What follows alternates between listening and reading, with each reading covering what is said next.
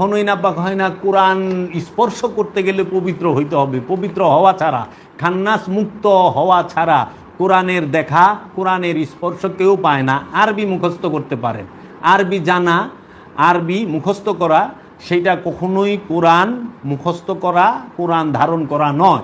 যদি আরবি জানা এবং কোরআনকে, আরবি ভাষাটাকে 30 পারাকে মুখস্থ করাই কোরআন হইতো, তাহলে আমরা দেখি অনেক হাবের সাহেব বলৎকার করছে এই রোজার মাসে, অনেক মৌলানা সাহেব বলৎকার করছে রোজার মাসে।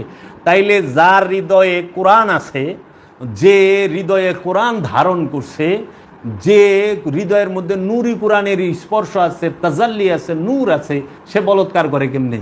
তাই আমরা এখানেই বুঝতে পারলাম প্রমাণ যে যদি নূরি কোরআনের স্পর্শ, এই জিন্দা কোরআনের স্পর্শ, আল্লাহ যে কোরআন কালে কালে নাজিল করে কলবের উপরে, সেই নূরি কোরআন, এই রাহমাতাল্লিল আলামিনের দ্বারা যে আসছে সেই কোরআন, সেই কোরআন যখন মানুষ সিনায় ধারণ করবে, সে কখনোই অপকর্ম করবে না।